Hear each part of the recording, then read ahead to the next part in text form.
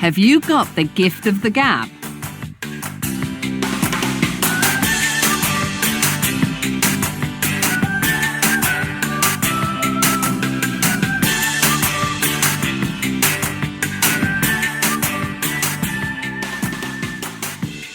For centuries, speeches have been one of the most common methods of influencing public opinion. Depending on their purpose, they can be classified in three categories: informative, persuasive, and ceremonial, and each differs in both content and delivery.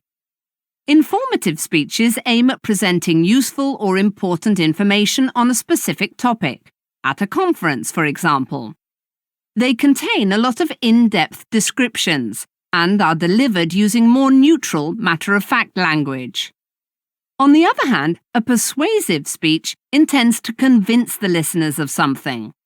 A typical example would be during a political campaign, whereby a politician uses emotive rhetorical statements to persuade people to believe in his or her abilities. Finally, ceremonial speeches are given on special occasions, such as weddings.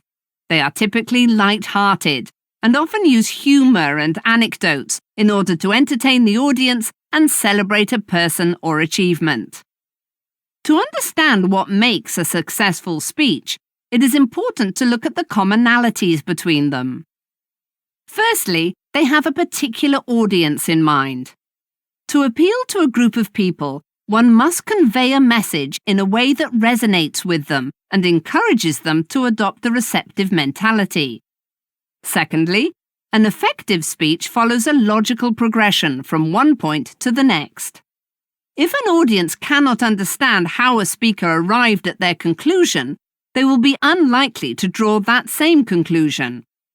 Lastly, a convincing speech that is delivered with confidence by using deliberate movements, careful word choice, and strong open posture is likely to instill belief in the listeners.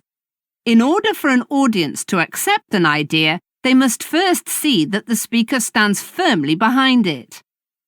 Any good speech includes three main parts: an introduction to inform the audience of the purpose of the speech and prepare them for what will follow, the main body, which includes the core of the speech, and the conclusion that wraps up all the points in a short but meaningful summary.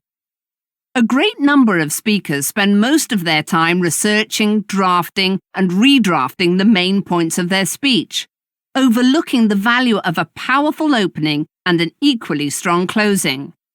The first grabs the audience's attention so they want to hear more, and the latter leaves them with something to reflect on.